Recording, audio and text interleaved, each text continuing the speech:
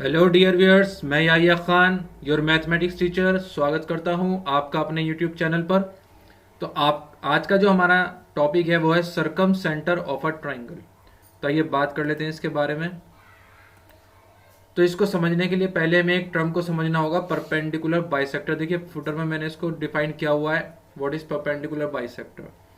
मान लीजिए E F कोई लाइन है और एल एम उसके ऊपर परपेंडिकुलर है, और इस तरह से परपेंडिकुलर है कि एल एम ई एफ को उसने दो इक्वल पार्ट में डिवाइड कर दिया। It means E M is equals to M F. इस तरह एल एम क्या कहलाएगा? Perpendicular bisector of line E F. तो देखिए ट्राइंगल ए बी सी के अंदर तीन साइड्स हैं और तीन ही परपेंडिकुलर बाइसेक्टर हैं, ओ डी, ओ ई और ओ एफ। जहां पर ये तीनों एक दूसरे को कॉन्क्रेंट करेंगे, जो कॉन्क्रेंट पॉइंट है, जो इंटरसेक्शन पॉइंट है, इसी पॉइंट को हम क्या कहेंगे? Circumcentre of this triangle A B C. और इस सरकम सेंटर की एक खास बात है, इसकी तीनों वर्टेक्स से डिस्टेंस क्या होती है? इक्वल होती है, यानी कि O A is equals to O B is equals to O C. तो बात कर लेते हैं इसको सरकम सेंटर ही क्यों कहते हैं। तो जैसा कि अभी हमने बताया, इस सरकम सेंटर की तीनों वर्टेक्स से डिस्टेंस इक्वल होती है। अगर हम इसी डिस्टेंस को रेडियस मानकर और इस सरकम सेंटर को सेंटर मान के एक ऐसा सर्कल बनाएं जो तीनों वर्टेक्स से टच करता हुआ जाए, तो जो हमारा सर्कल बनेगा उसे हम क्या कहेंगे? Circumcircle. और इस सरकम सर्कल की जो रेडियस है वो O A is equals to O B is equals to O C. ये तीनों इसके क्या है? रेडियस हैं। और ये जो सेंटर है जिसको हमने सेंटर माना वो इस सरकम सर्कल का ही सेंटर है, तो इसलिए हम इस सेंटर को क्या कहेंगे? सरकम सेंटर कहते हैं हम। तो बात कर लेते हैं इसकी लोकेशन की। तो देखिए एक्यूट एंगल ट्राइंगल के अंदर ये हमेशा ट्राइंगल के अंदर लाई कर सकता है, देख सकते हैं आप पहले डायग्राम में, इस डायग्राम में। और राइट एंगल ट्राइंगल के अंदर ये हमेशा कहाँ होता है? हाइपोटेनियस के मिड पॉइंट पर। देखिए दूसरे डायग्राम के अंदर हाइपोटेनियस के हमेशा मिड पॉइंट पर।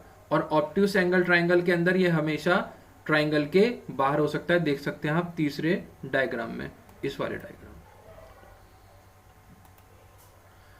तो देख लेते हैं, बात कर लेते हैं इसकी। अगर हमें मान लीजिए कोई ट्राइंगल ए बी सी है, इसका ये सरकम सर्कल हमें गिवन है और इसकी हमें रेडियस पता करनी है, इस सरकम सर्कल की रेडियस। तो देखिए अलग अलग कंडीशन के लिए अलग अलग फॉर्मूलाज यूज होते हैं।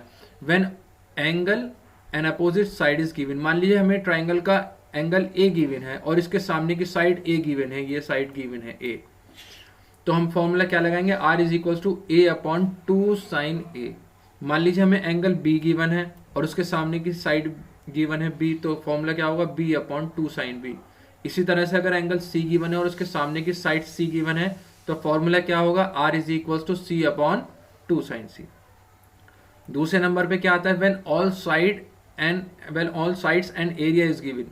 अगर हमें सारी sides A B C given हो और उसका एरिया गिवन हो, तो फॉर्मूला क्या बनेगा? R is equal to A B C, यानी कि multiplication of all the sides divided by 4 into area of the given triangle. Number third, when all sides are given, जब हमें सिर्फ साइड्स गिवन हो, कोई एरिया वगैरह ना गिवन हो, तो हम फॉर्मूला नंबर 3 का यूज करेंगे। देखिए अगर हमारा जो ट्राइंगल है वो हमारा कैसा हो? इक्विलेटरल ट्राइंगल हो और उसके हमें सरकम रेडियस पता करनी है, तो कुछ करने की जरूरत नहीं है। R is equal to side divided by √3, यानी कि जो उसकी साइड्स होती है, जो इक्विलेटरल ट्राइंगल की सारी साइड्स इक्वल होती हैं, तो उस साइड को सिर्फ हमें √3 से डिवाइड करना है, तो वो हमारी क्या होगी? सरकम रेडियस।